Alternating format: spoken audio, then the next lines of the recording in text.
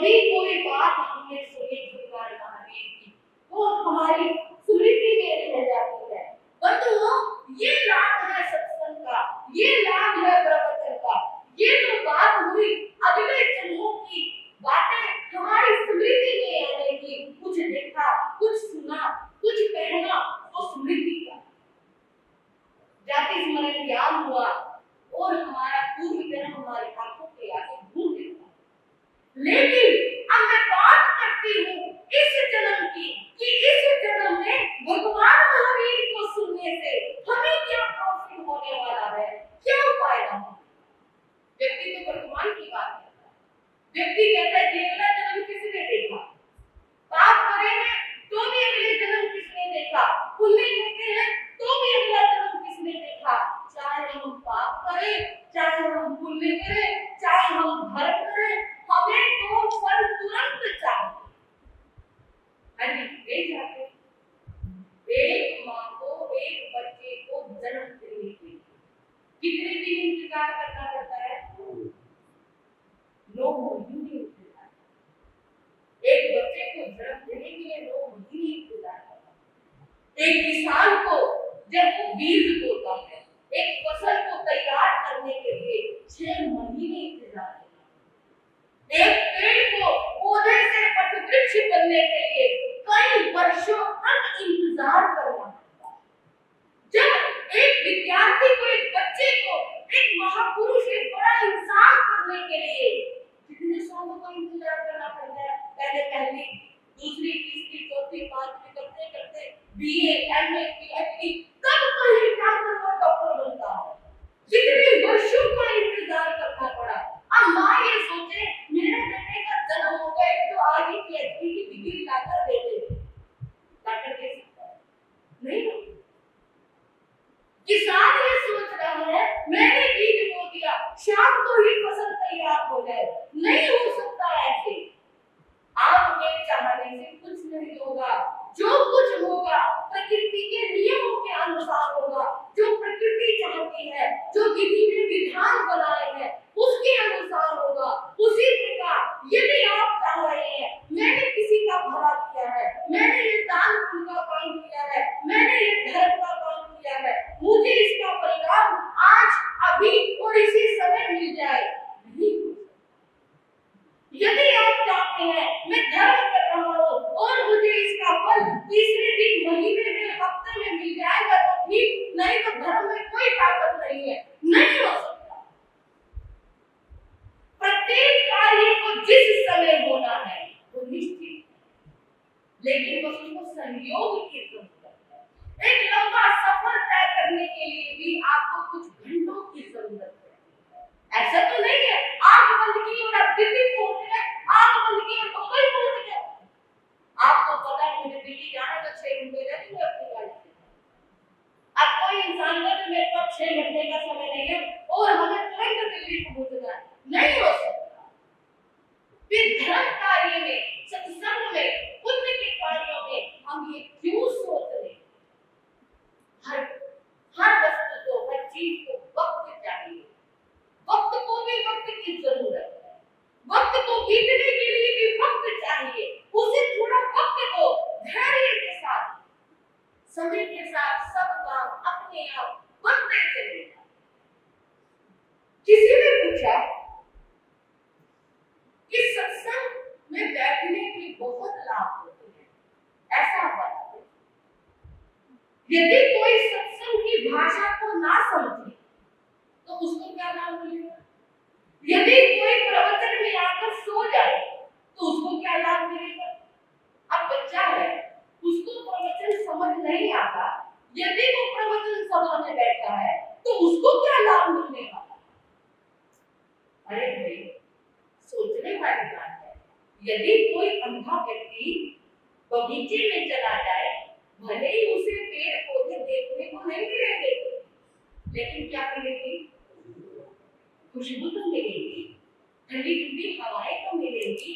भले वो अपनी इन आंखों से बगीचों का आनंद ना ले सके, फूलों का आनंद ना ले सके, उनकी खूबसूरती का आनंद ना ले सके, लेकिन अपनी इस नासिका से वो उनकी खुशबू का आनंद ले सकता है। बगीचे की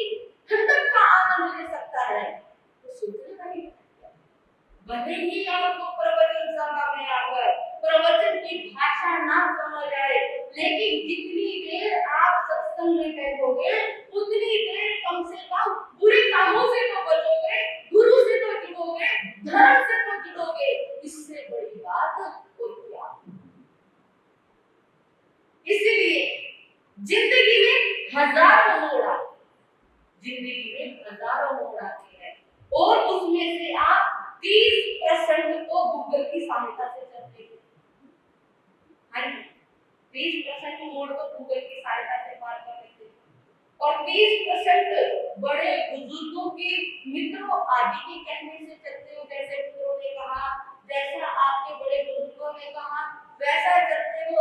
10% आप अपनी बुद्धि के अनुसार चलते हो, लेकिन इसमें से 30%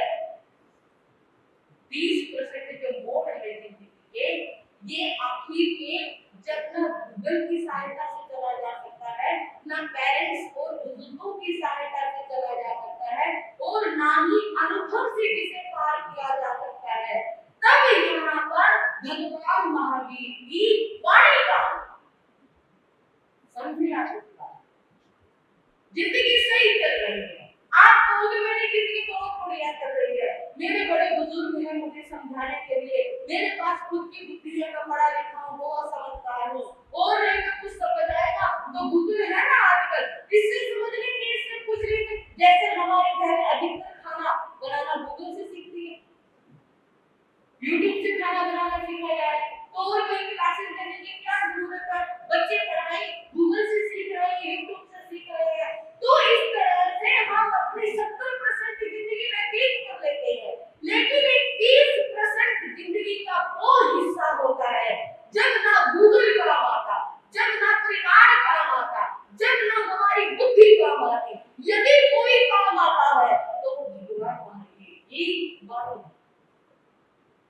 जब इंसान मरने के लिए जा रहा हो, परेशान होकर जा रहा हो, घर परिवार से दुखी होकर जा रहा हो, तब यदि उसको कोई रोकने वाली होती है तो वो भगवान।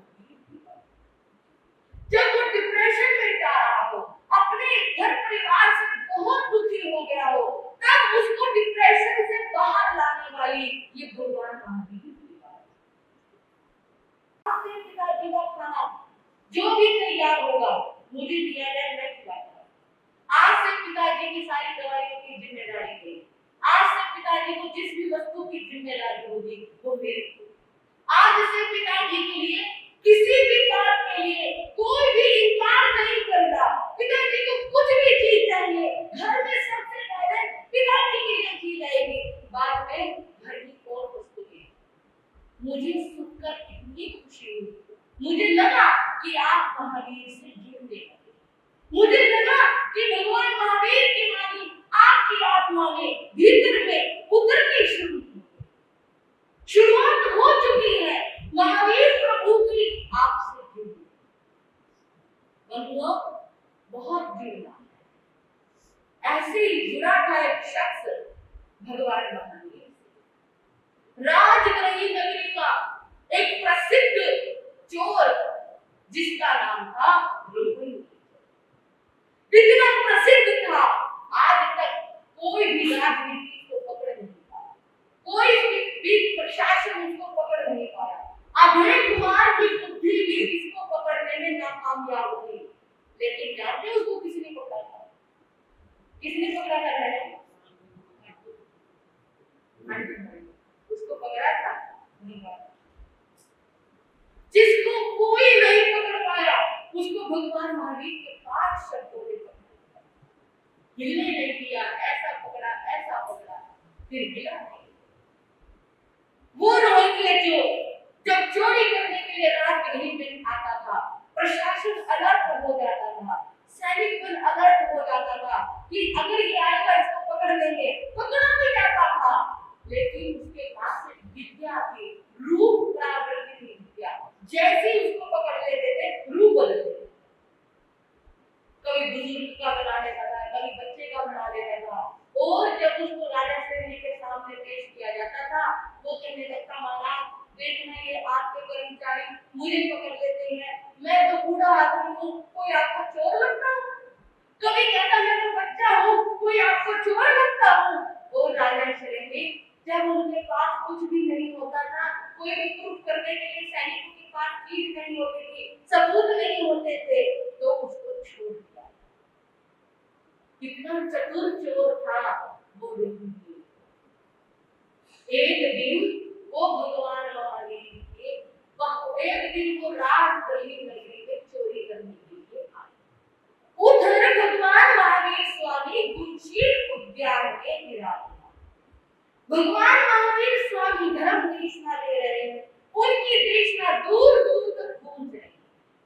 जब वो चोरी करके जा रहा था, प्रशासन बड़ा ही अलर्ट था और जैसे ही उसको चोरी करते हुए भागते हुए देखा, सैनिक उसके पीछे।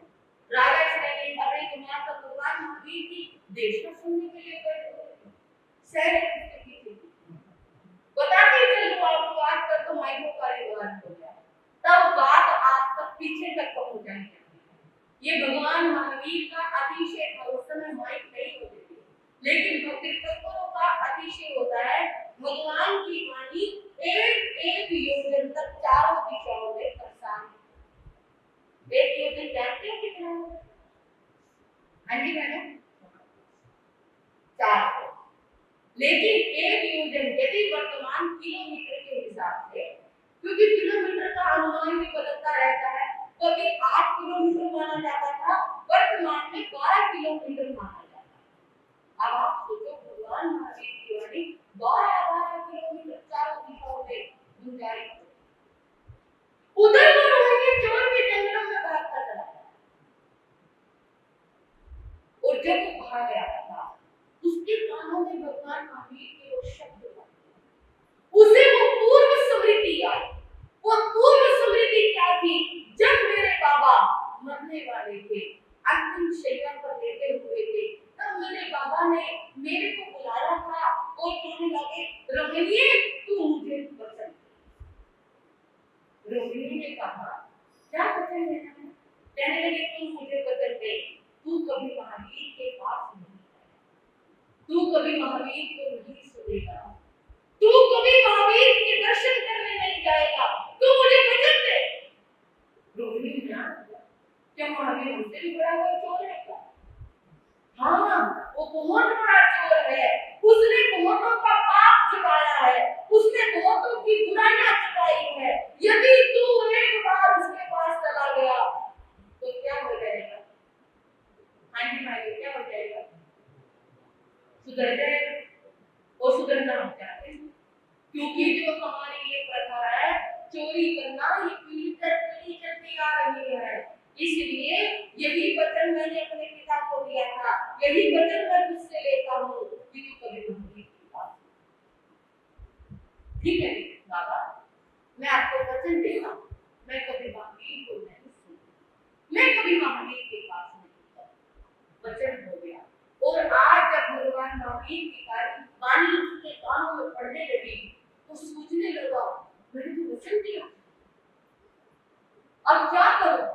उसने दोनों उंगलियां कानों में डाली, पीछे सैनिक लगे हुए हैं, भागता रहा, भागते भागते उसके पैरों में जो भी गिट्टी वगैरह होगी वो टूट गई, और टूटने के बाद वो फिर भी भागता रहा।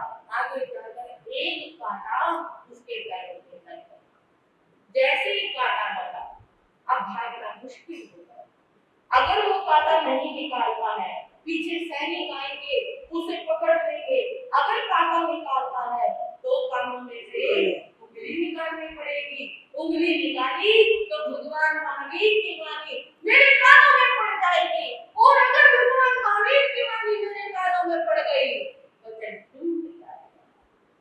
जो जो निमित्त बनने होते हैं बनते चले जाते हैं। उसने कहा बाबा मुझे माफ करना, और ये कहकर उसने अपने एक कान से उंगली निकाली और कांटा निकाला। कांटा निकालकर फिर भागने लगा, भागता रहा। लेकिन जब वो कांटा निकाला उस समय भगवान महावीर की वाणी के 5 शब्द उसके कानों में पड़े। अब क्या करें? कानों का तो स्वभाव है सुनना। आप भले ही कितनी कोशिश करें कि मुझे ये शोर ना सुनाएंगे, मुझे उसकी बात ना सुनाएंगे, लेकिन आप नहीं रह सकते। भले ही आप सब कुछ कर ले, लेकिन कानों को तो सुनना है, तो सुनना ही है। आंखें खुली है तो देखेंगी, कान खुले हैं तो सुनेंगे, नासिका खुली है तो चाहे सुगंध हो चाहे दुर्गंध हो, वो आपकी नासिका के माध्यम से भीतर जाएगी। स्वभाव है इंद्रियों का, इंद्रियां आपके वश में नहीं है। इंद्रियों का तो जो स्वभाव है वो ग्रहण करती है। वो जब 5 शब्द रोहिणी चोर के कानों में पड़े, वो शब्द क्या थे, उन्होंने क्या सुना और उन शब्दों को सुनकर रोहिणी चोर को क्या लगा, उसका वचन टूटा। अब वो बड़ा पश्चाताप करेगा